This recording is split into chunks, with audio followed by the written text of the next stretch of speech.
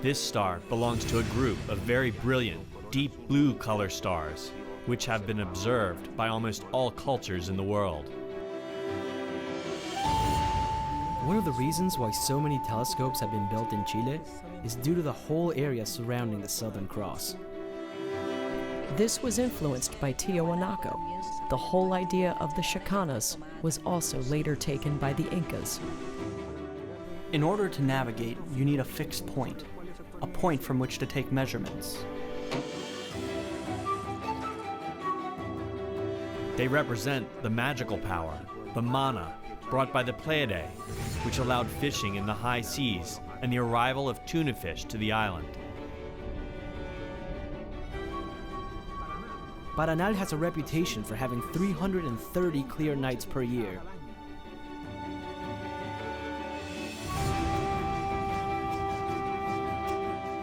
They went around the world in a boat as basic as this one. The mana, the energy that a person has in life, took possession of the statue once its eyes were opened, and it became an Aringa Ora, a living face.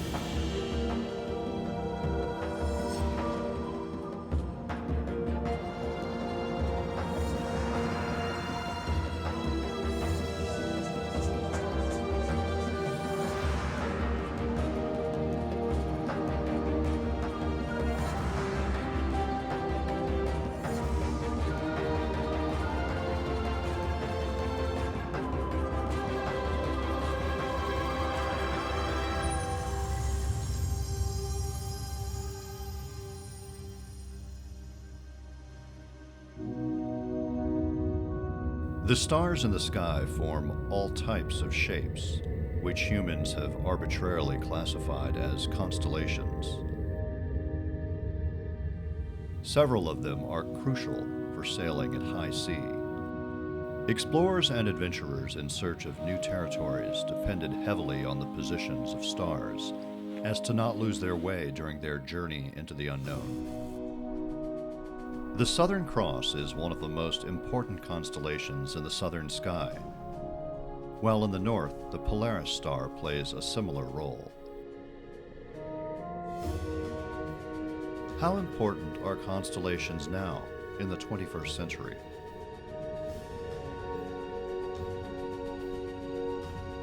With archaeologists, we will discover how a mysterious tribe of Polynesia developed an exquisite knowledge of the sky, in particular, about a group of stars known as the Pleiades, also called the Seven Sisters.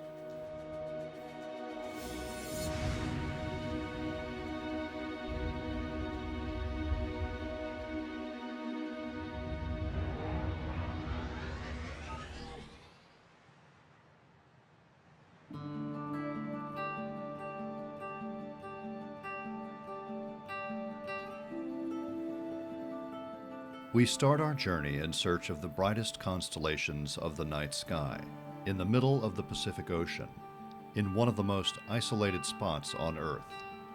This is Rapa Nui, also known as Easter Island.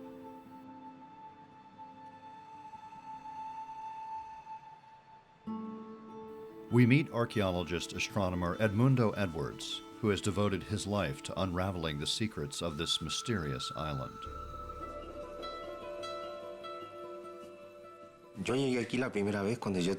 I arrived here for the first time with my father in 1957 when I was 17 years old.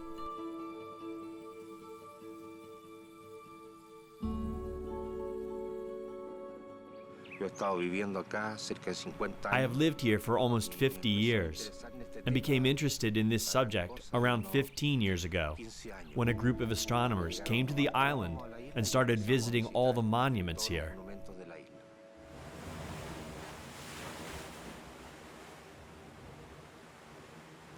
This island is in the middle of the ocean. Polynesian people settled here, probably around 900 or 1000 AD.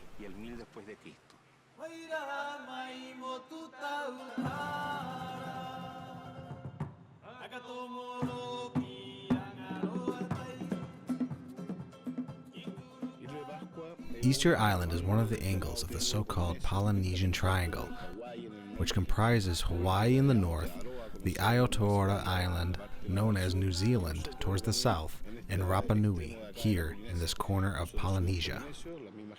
We are Polynesians, the same people that are found in Tahiti, Samoa, Tonga, Vanuatu, Fiji. We are the product of extremely ancient migrations that started from what is known today as the Asian Pacific.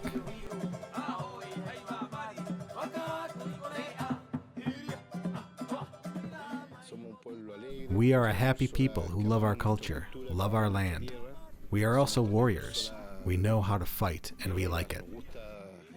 It is something we inherited somehow from our ancestors.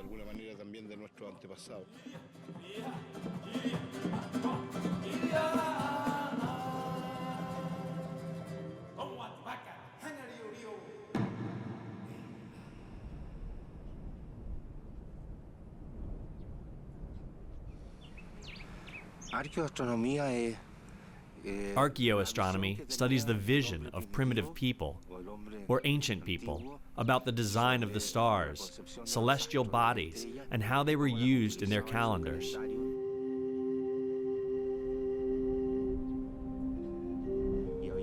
There were experts who would watch the universe, and based on their observations, and on the rising and setting of certain stars, they could tell when the seasons would change, when the fish or the birds would migrate.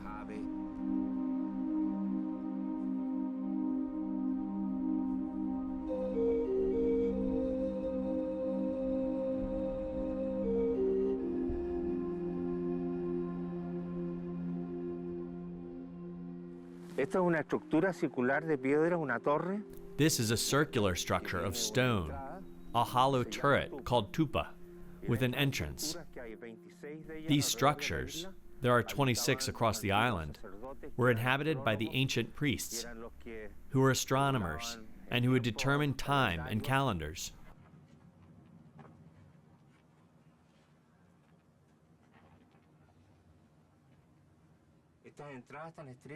There is a reason for these narrow entrances, because in ancient times, there was a belief that bad spirits would stick to people's backs. So to prevent their entering a home, people would touch the upper side of the entrance with their backs, so that the bad spirits would fall off. That way, there would never be any bad spirits inside their homes.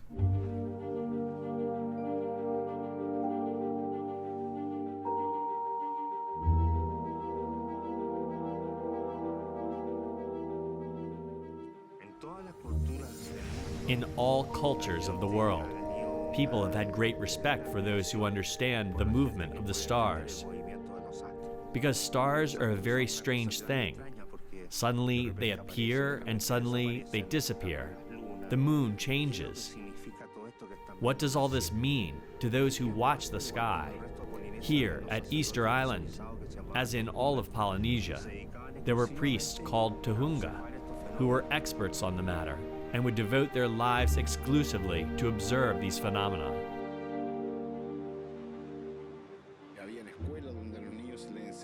There were schools where children would learn to make maps of the sky with little twigs. They would tie seashells in the quadrants of these twigs, representing constellations and the stars themselves. Constellations befitting the Polynesian culture, of course, not the same constellations of the West. In some cases, complete constellations would coincide with those of Polynesia, as in the case of the Pleiades, for example, called Matariki in Rapa Nui.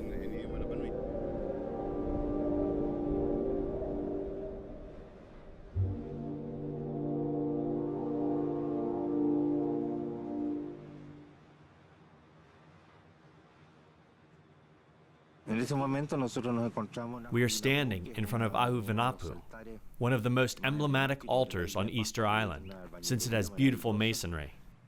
Some people think it may have been the result of contact with Peru and the architecture of the Incas, because the stones are very well fitted, very similar to Andean construction. We don't think that is the case. We think it was rather a local evolution that enabled ancient Rapa Nui to build magnificent shrines. It is extremely well built. It fits perfectly. These stones come from a mile away, from Ranocao. But the interesting feature about this altar is that if you trace a perpendicular line here, the center of the Ahu points exactly to the place where the Pleiades sat. And the Pleiades were an extremely important group of stars to the Polynesians. When they appeared in the horizon, it was the period when the gods returned to Earth.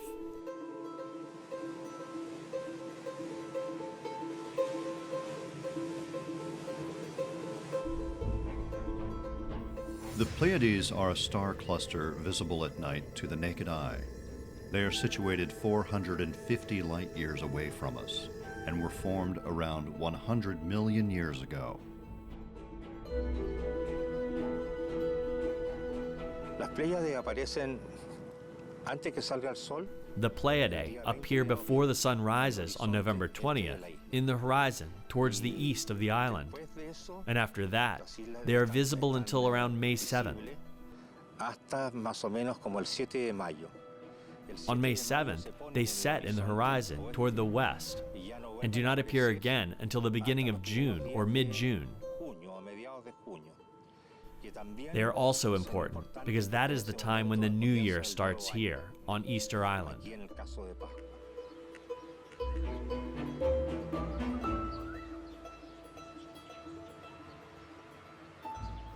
One of the most impressive legacies of the Rapa Nui culture are the moai, mysterious sculptures made of volcanic stone.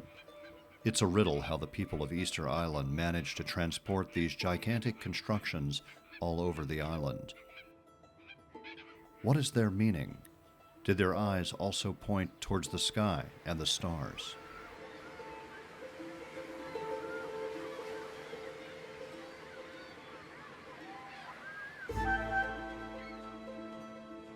The Moai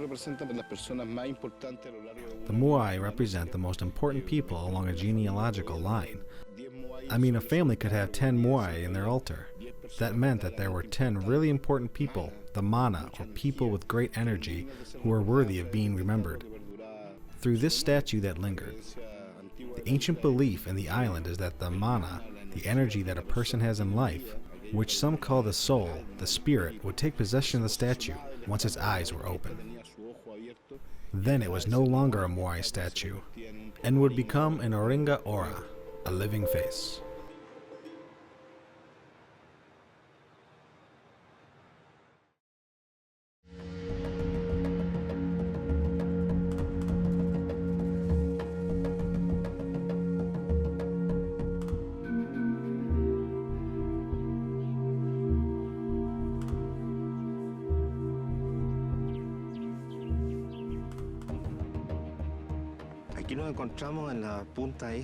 We are in the eastern side of Easter Island, which is the place where the sun rises all the time in the ocean. Here, there is a natural stone with some piercings, which, according to ancient people on the island, was a map of the Pleiades. It has some holes where smaller holes are placed, so that they are perceived better. 8 of them are visible. Generally, one sees 7, but a child with good eyesight may see up to 10 stars. The Pleiades are a very brilliant group of deep blue-colored stars, very beautiful to watch in the sky, and have been observed by almost all cultures in the world.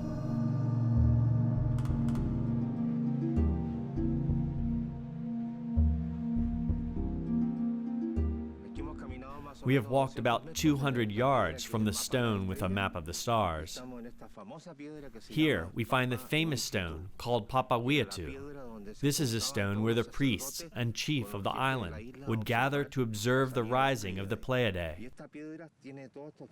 And this stone has all these drawings, which I will enhance.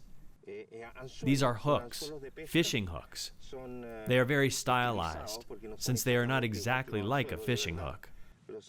They are much more curved, but they represent the magical power, the mana, that the Pleiades would bring, which allowed fishing in the high seas and the arrival of tuna fish on the island.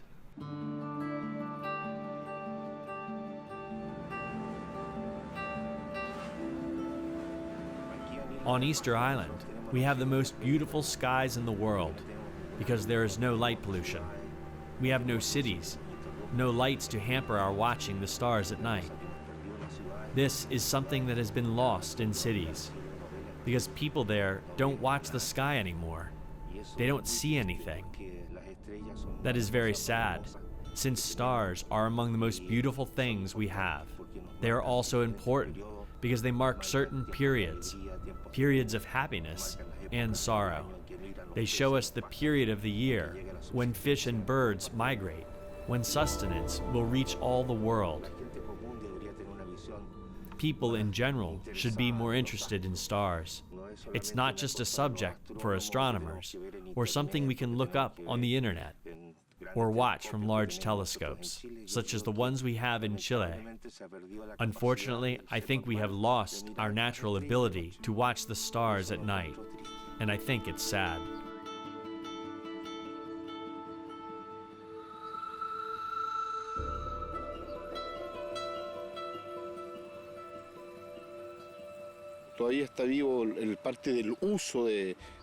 For some people, stars are still alive, but I feel, I'm a person who watches the sky every night, that we need to become aware of how small humans are, to understand that we are all part of that great universe, of which we know very little. That is strong, potent, because it gives us a true dimension of what is and what isn't important in life. How we depend on stars, in the sense that we are not hit by a comet or a meteorite, or that the planet will end through a solar eruption, I don't know. We are at the mercy of this large space, and it also protects us. This is something that all human beings should reflect upon.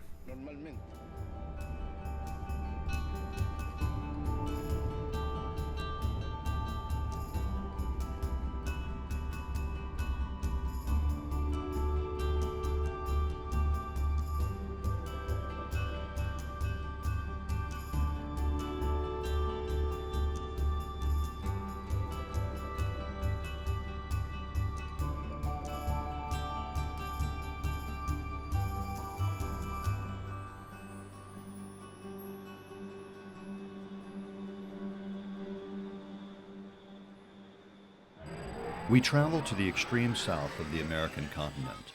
Here we will see an initiative that rescues the legacy of old explorers who used the stars as guides in their adventures. Among them, Hernando de Magallanes, who on board the ship Now Victoria was the first person to circumnavigate the world, or Charles Darwin, who on board the Beagle sailed around the world before he envisioned the theory of evolution.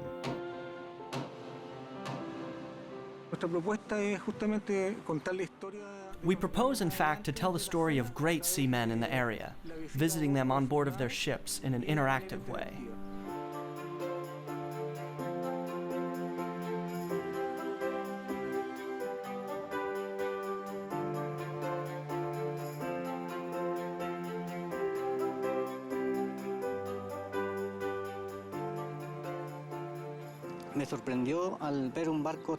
I was surprised to see such a small boat, and so round.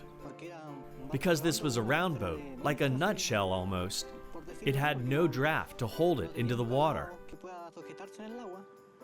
So I thought, how could such a small boat cover such distances or go around the world?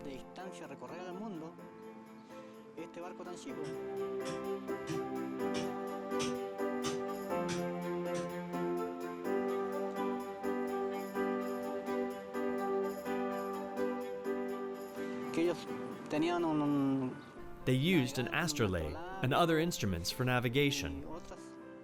Not like today, when it is so easy to navigate.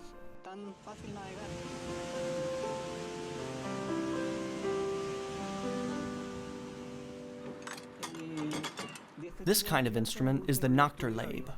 The nocturlabe operated in the same way as an astrolabe, but at night. Here, the Southern Cross is very important, since these instruments were built specifically for each hemisphere.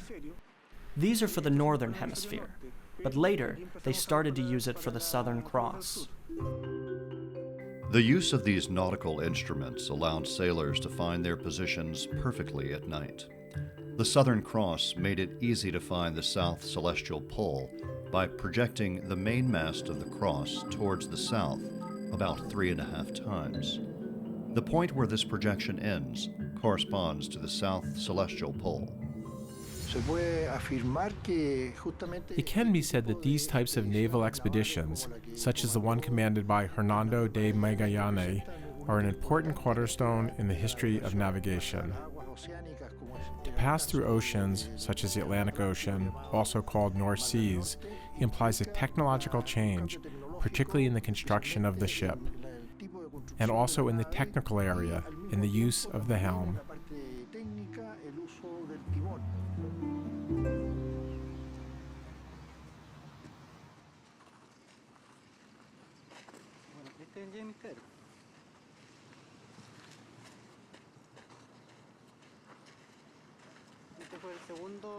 Well, this is the James Caird.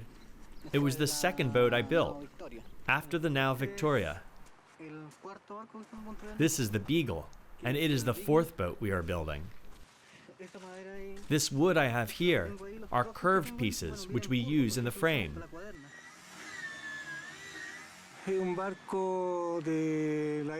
This is a warship from the times of Napoleon. It was designed in 1808 and was built to consolidate British supremacy on the seas. We have the drawings on HMS Beagle. This grid represents the meters, and the black lines are the shape in the drawings. It is interesting to stress that this is the area where Darwin slept, which was a space of about 10 by 10 feet. During the day, this was the map room.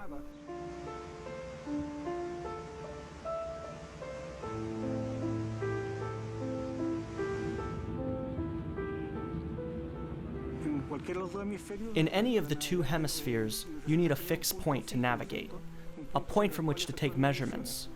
In the Northern Hemisphere, the Ursa Major is used, and in the Southern Hemisphere, the Southern Cross.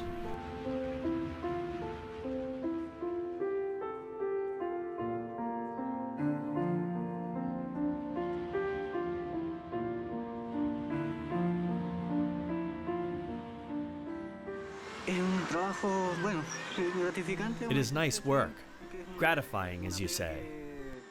It is a task that has not been done much here in Magallanes. I think that the ships of historical importance will be here. The reproductions that are here will be the only ones to remain for a long time.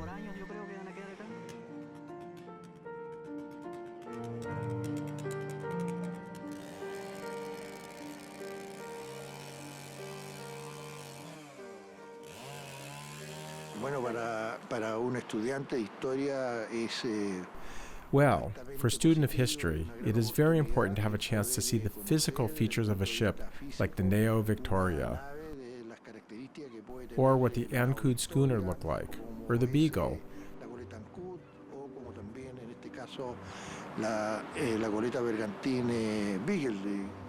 It is an experience in life. It is a contribution to the knowledge in the world at this point.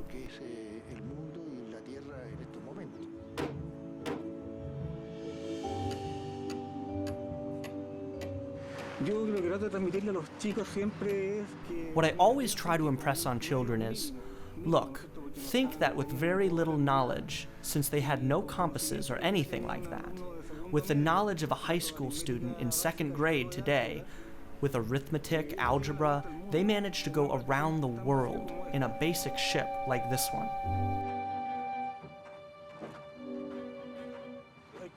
Some things require perseverance and long-term work, and then you see the results. But not everything happens immediately. Those are the values we try to transmit here.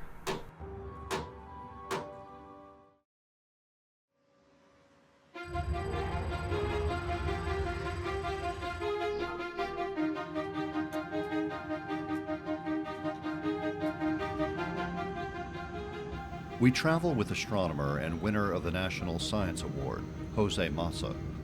We are going to a very different landscape, where rain hardly ever falls. Serra Paranal, home to the largest and most advanced optical telescope in the world.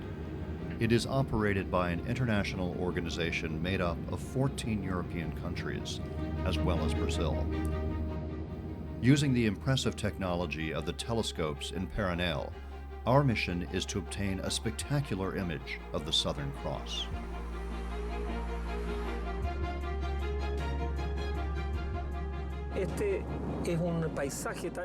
This landscape is very unusual. If you look around, there's no grass, no trees, no animals. There's nothing. So one really feels this is a unique place, where astronomers work, as well as people in the mining business. One can either study the ground or study the sky.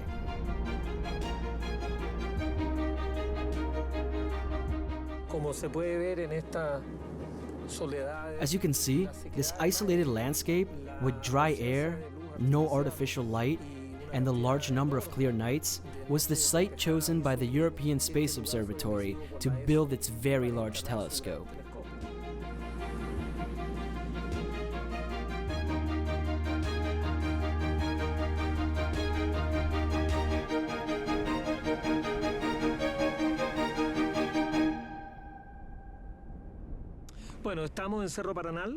We are at Cerro Paranal of the European Southern Observatory. Towards the back are the four 8.2-meter telescopes that integrate what is known as the VLT, the Very Large Telescope. There's also smaller telescopes. This entire group, this orchestra of telescopes, comprise an interferometer. They can use the entire mountaintop like one single great telescope and achieve a resolution in the sky that would be impossible with just one telescope.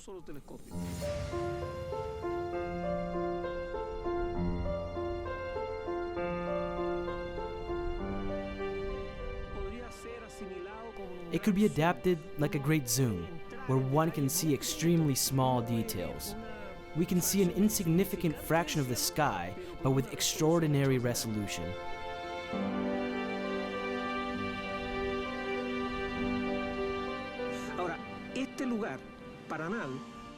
This site, Paranal, 75 miles away from Antofagasta, has the reputation of enjoying 330 clear nights per year. Therefore, only 10% of nights, 1 out of 10, may not be too good for astronomy, but 9 nights out of 10 will be excellent.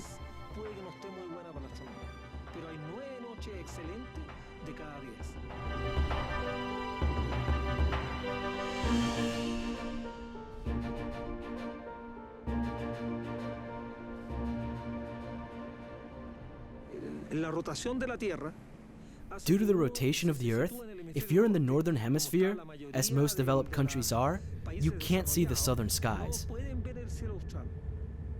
You need to cross the equator, be south of the equator, to be able to see the Magellanic Clouds, to see the Southern Cross, to see the Jewel Box. Even the galactic center is 30 degrees south of the equator. So, in these latitudes, it lies exactly over your head at midnight, on winter nights. Well, in the southern sky, one of the jewels here is Alpha Centauri, which is right beside the Southern Cross. And within the Southern Cross, one of the prettiest objects studied during the last century by all the observatories is the Jewel Box.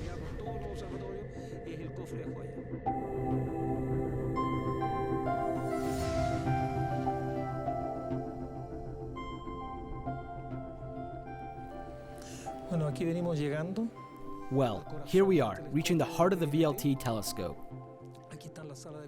This is the control room for the 4 main telescopes and the 2 auxiliary telescopes.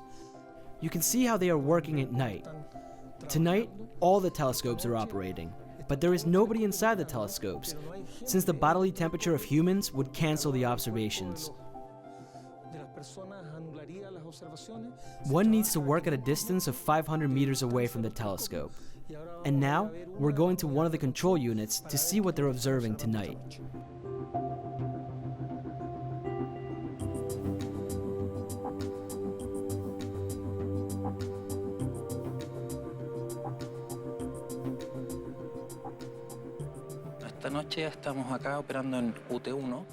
Tonight, we are operating in UT1. We are working with the force instrument. It all starts when the astronomer sends the object's coordinates to the telescope. I receive the coordinates. The telescope points there, and then I start to guide it. When the telescope reaches the coordinates, we use a star to keep it on center. And we need to make sure that the star stays centered in the instrument.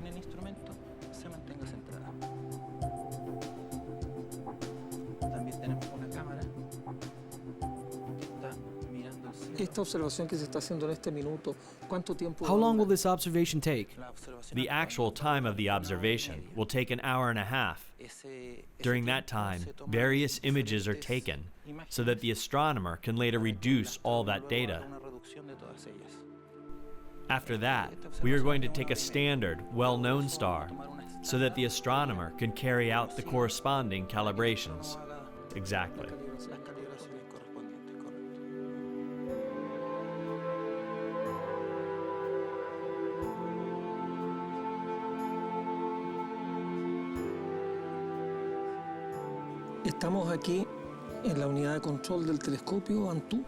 We're now in the control room of the Antu telescope. The observation of the asteroid we were doing a while ago is over. Now the night program goes on. During the program, we'll observe the jewels, a group of stars very close to the Southern Cross. They're actually in the direction of the Southern Cross, but much further away, 6,000 light years away. Stars are all born together in a group, and in this group, although it's very young, some very large stars evolved very quickly. There's one, like a very red ruby, which has been observed since very ancient times.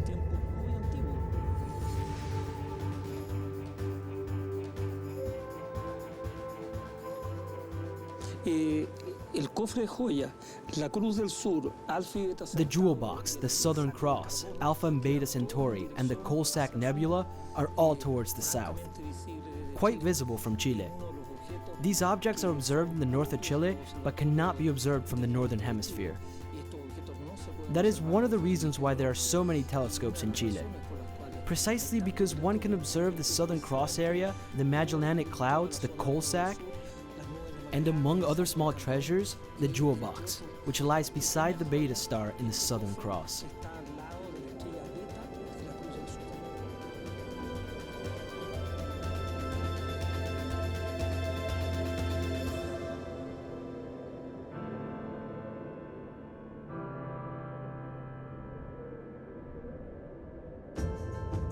From Paranal, we travel towards the Andean Plateau, near the frontier of Argentina and Bolivia.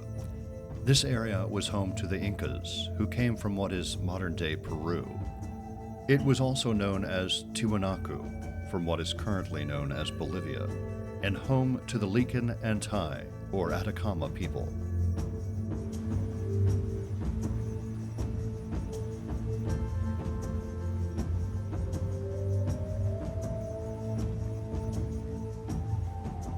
All these native cultures assigned an important significance to the Southern Cross.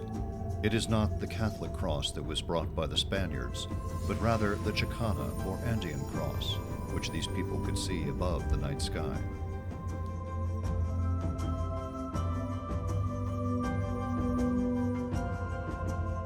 We accompany Sylvia Lissoni and Jessica Fernandez, two enthusiastic teachers who are devoted to preserving and teaching Andean astronomy. What other constellations could the ancient Andean people see in the sky?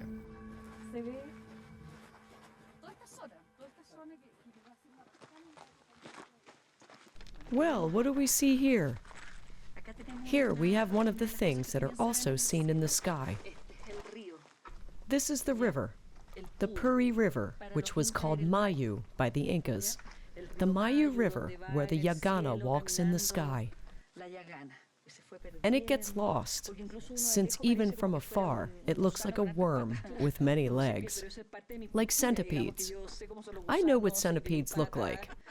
One could also think that it looks like a horse's jaw. Sure, like a horse. because of the teeth, but it is part of the culture to which one belongs. Yes, I know where it is. I saw it a while ago. Here, that's the cross. Here we have the Southern Cross, what they knew as the Chacana.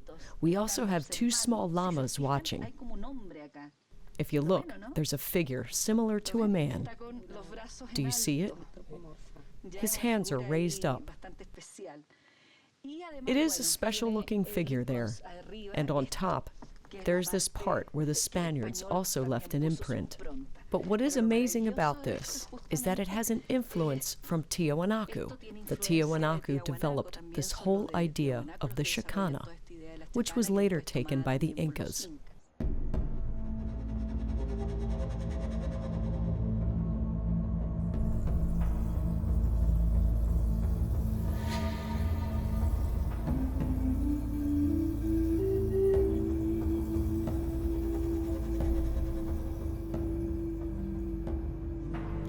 Here we are in Santa Barbara, as this place is known. And it's different from other places where we have seen petroglyphs. What we have here are pictoglyphs. It has the same color of the people from Atacama. They used this color most of all. Even nowadays on the doors of the houses, one can tell when they belong to a person from Atacama, since their doors are painted with this same greenish calypso color, like copper, like the copper stone.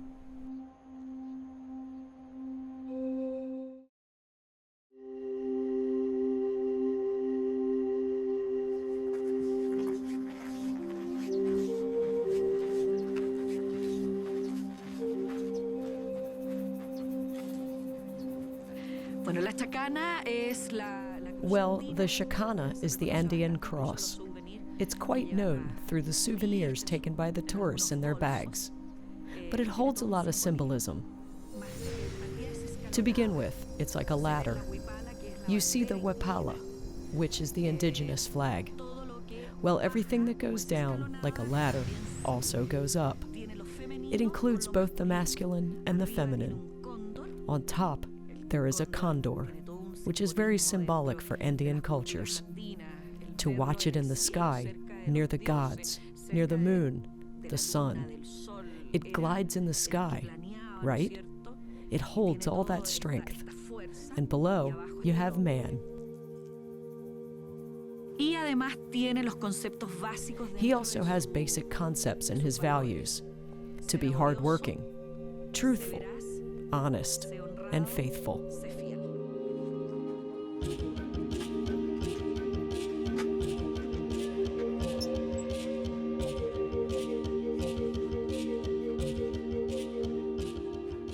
With regard to observing the sky, there are stories that we are trying to rescue in order to write them.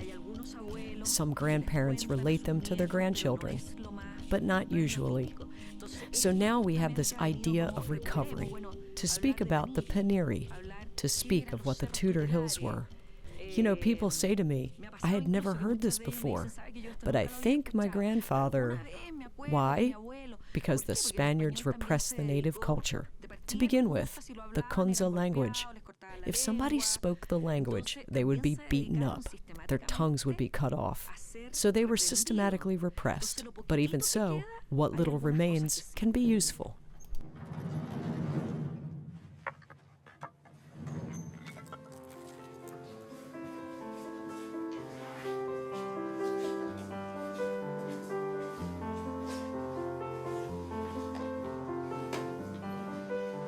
¿Cómo están? ¿Bien? ¿Ya? Habían escuchado hablar de esto, así que vamos a vivir esta experiencia atacameña. Below are the hills, which you always see. But they have a name, the San Pedro, San Pablo, and the Paniri. We, in Calama, hardly ever lift up our heads. However, for the Licantai, the Andean groups, the Maya, Aztecs, Egyptians, Chinese, or whatever ancient civilization you think of, stars were of paramount importance.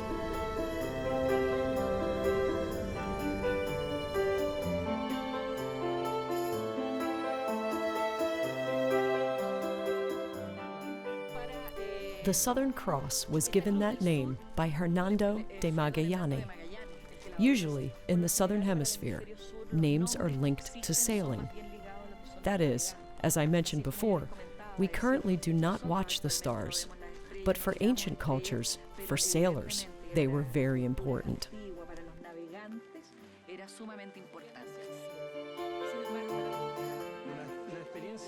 The experience we've had in this observatory is remarkable.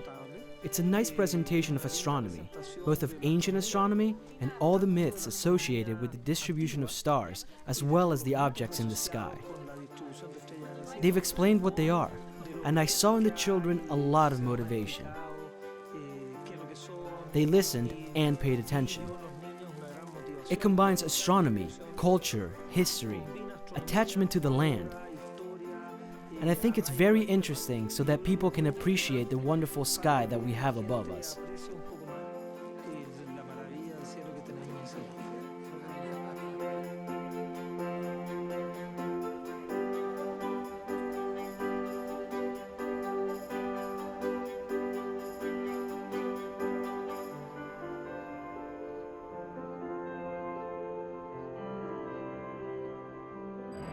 The last leg of our journey in search of the Southern Cross and other constellations takes us to the small village of Kambarbala. Here, the Southern Cross Observatory has been built with great effort.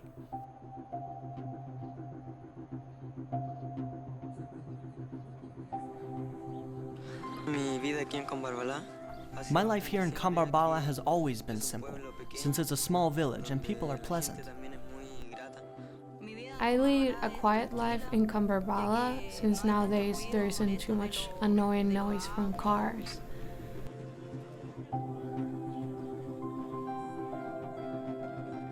La Academia de Ciencias en la Escuela América comenzó a funcionar. The Science Academy, which is located in the America School, started with the purpose of developing children's skills. This place has become a wonderful environment where students can achieve their goals.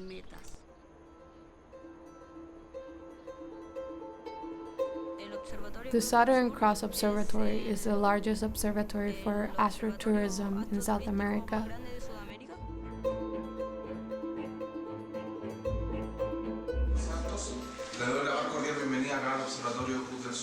You are most welcome here at the Observatorio Cruz del Sur. Here at night, you can live the experience in astronomy called Chile, a window to the universe. We will observe the majesty of the sky through a telescope. The students realized that one of the technicians who works here was cleaning the mirror in the telescope, and they had asked about the mirrors and what was wrong.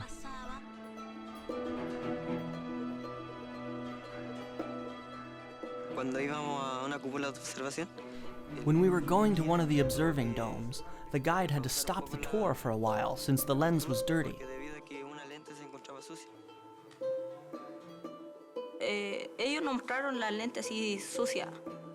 They showed us the dirty lens and then taught us how to clean it.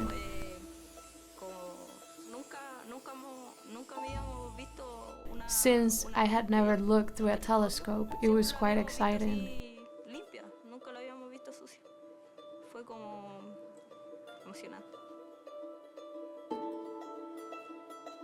The dust on the lenses made observation difficult, so Cesar and Ronald decided to see what was causing the contamination. They discovered that the dust came from places where local artisans worked with stone. Cesar and Ronald then decided to carry out a project to solve the problem.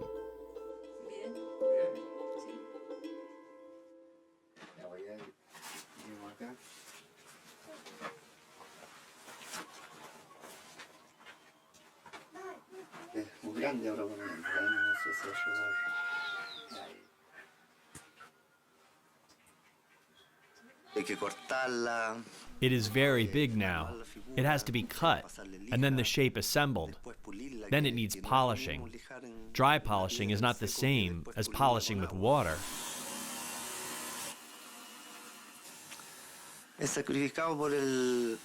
It is hard due to the dust. everything gets full of dust.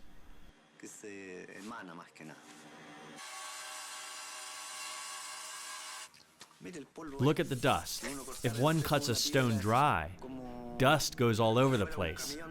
To give you an idea, it would be as if a big truck went along a dirt road.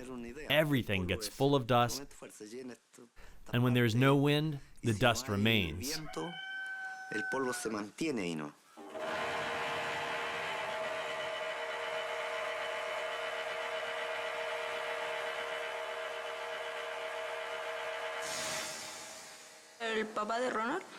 Ronald's father helped us out with the project, lending us stones and things to measure the dust, with the machinery and all of that.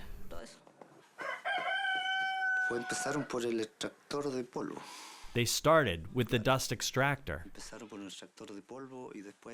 And after that, they thought of how to recycle the dust that flies from the stones.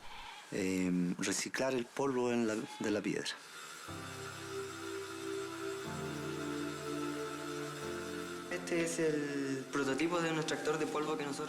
This is a prototype of a dust extractor which we would like to implement in artisan shops in Cambarbala.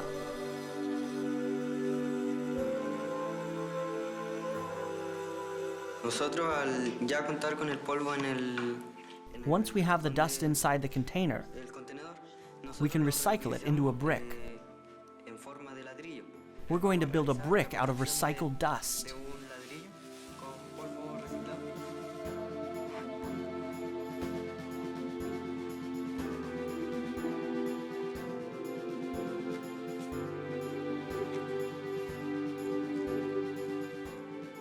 Este es el modelo de taller artesanal que nosotros queremos implementar acá en Cambarbala.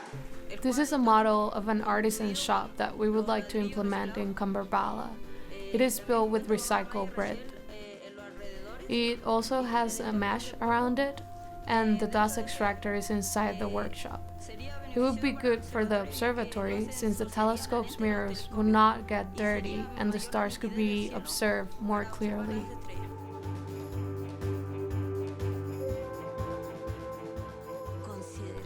To think that they're so far away from everybody, and as the students develop their knowledge, and to see that they achieve their proposed goals, it just gives me great satisfaction. Thanks to their work, Cesar and Ronald have won international awards for school sciences and were even invited to Portugal to describe their experience. Today in Cambarbala, there is a new alternative for keeping the skies clean, so that new generations can continue to observe the Southern Cross and the many other constellations that guide our journey at night.